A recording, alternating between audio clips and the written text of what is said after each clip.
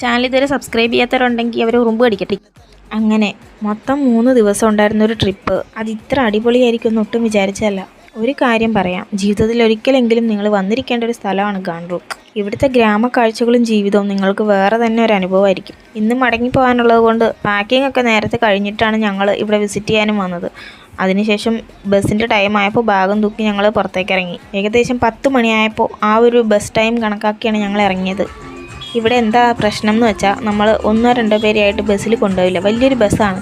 അപ്പോൾ ആ ബസ് നിറച്ചു ആളായാലാണ് അവിടുന്ന് ബസ് എടുക്കത്തുള്ളൂ. അല്ലെങ്കിൽ അത് ബസ്സുകാർക്ക് നഷ്ടമാണല്ലോ. കാരണം ഒരുപാട് ഒരു 3-4 മണിക്കൂറോളം ദൂരമുണ്ട്. അപ്പോൾ അതിൽ ആ ബസ് ഫുൾ ആളുണ്ടെങ്കിൽ മാത്രമാണ് അവർക്ക് ലാഭമുള്ളൂ. അതുകൊണ്ട് 10 മണിക്ക് ബസ്സിൽ ഞങ്ങൾ കയറിയിരുന്നെങ്കിലും ബസ് എടുത്തപ്പോൾ ഒരു 11-11:30 ആയിട്ടുണ്ടാവും. ബസ് സ്റ്റാർട്ട് ചെയ്ത പോലെ കിടക്കുന്നത് കണ്ടപ്പോൾ ഓടി വന്ന് കയറി ഞങ്ങൾ മണ്ടന്മാരായി. വെറും ഓട്ടമൊന്നും അല്ലായിരുന്നു. ആ കയറിപ്പോയ മലയുടെ മുകളിൽ നിന്ന് ഞങ്ങൾ സ്റ്റെപ്പ് ഓടിയാണ് ഇറങ്ങിയത്. കുറേ നേരം ബസ്സിലിരുന്ന് ട്രാവൽ ചെയ്തിട്ട് നേപ്പാൾ ടൗണിൽ എത്തിയിട്ടുണ്ട്. നേപ്പാളിൽ വന്നപ്പോൾ കണ്ട കാഴ്ചയാണിത്. റോഡ് സൈഡിൽ ഇങ്ങനെ ഡാൻസ് കളിക്കുന്നത്. ഞങ്ങൾ 1-2 സ്ഥലത്ത് ഇത് കണ്ടായിരുന്നു. ദീപാവലി ടൈം ആയിരുന്നു. അപ്പോൾ അതിനോടനുബന്ധിച്ച് എന്തെങ്കിലും പ്രോഗ്രാമാണെന്ന് വിചാരിക്കണം. ഓരോ സ്ഥലത്തും ഓരോ കൾച്ചറും രീതിയൊക്കെ ആണല്ലോ. അപ്പോൾ ഈ ഡാൻസ് കാണാനും എൻകറേജ് ചെയ്യാനായിട്ട് കുറേ പേര് റോഡ് സൈഡിൽ നിൽക്കുന്നുണ്ടായിരുന്നു. ഞങ്ങളും ആ കൂടെ പോയി നിന്നിട്ട് ഡാൻസ് കണ്ടു.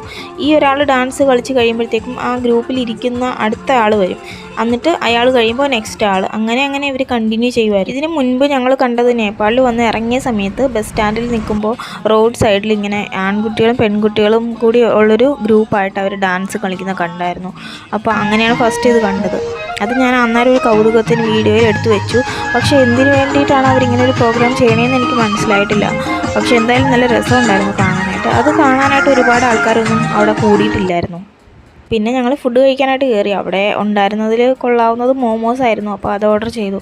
അത് ഇത്രയും എമൗണ്ട് ക്വാണ്ടിറ്റി ഉണ്ടാവുമെന്ന് വിചാരിച്ചില്ല. അപ്പോൾ കിട്ടിയത് മുഴുവനായിട്ട് കഴിക്കാൻ കുറച്ച് കഷ്ടപ്പാടായിരുന്നു. ഇത്രയും ക്വാണ്ടിറ്റി ഉണ്ടെന്ന് അറിഞ്ഞിരുന്നെങ്കിൽ ഒരു പ്ലേറ്റേ ഓർഡർ ചെയ്യുള്ളായിരുന്നു. അപ്പോൾ ഫുഡെല്ലാം കഴിച്ചിട്ട് പിന്നെ ഞങ്ങൾക്കൊരു 2-3 മണിക്കൂർ ഉണ്ടായിരുന്നേ. അപ്പോൾ അതിൻ്റെ ഇടയ്ക്ക് ഞങ്ങൾ ഒരു കടയിൽ കയറി ഐസ്ക്രീം കഴിച്ചായിരുന്നു. പിന്നെ നേരം കുറച്ചുകൂടെയൊക്കെ ഇരുട്ടി കഴിഞ്ഞിട്ടും ഞങ്ങൾ ബസ്സിൻ്റെ ടൈം ആയിട്ടില്ല. അപ്പോൾ ഞങ്ങളെന്നാൽ കുറച്ച് ഒരു ജ്യൂസ് കഴിച്ചേക്കാമെന്ന് വിചാരിച്ചു. അങ്ങനെ ഞങ്ങളൊരു പൈനാപ്പിൾ ജ്യൂസും പിന്നെ വേറൊരു ജ്യൂസും കൂടെ കഴിച്ചു. പക്ഷേ രണ്ടിനും മധുരമില്ലായിരുന്നു എന്ന് വെച്ചാൽ തീരെ മധുരം കുറവായിരുന്നു. അപ്പോൾ അതൊക്കെ കഴിഞ്ഞിട്ട് ഞങ്ങൾ ബസ് സ്റ്റോപ്പിൽ വന്നിരുന്നിട്ട് ഞങ്ങൾക്ക് ചിലവായ പൈസയൊക്കെ കാൽക്കുലേറ്റ് ചെയ്യുന്നതാണ് ആ കണ്ടത്.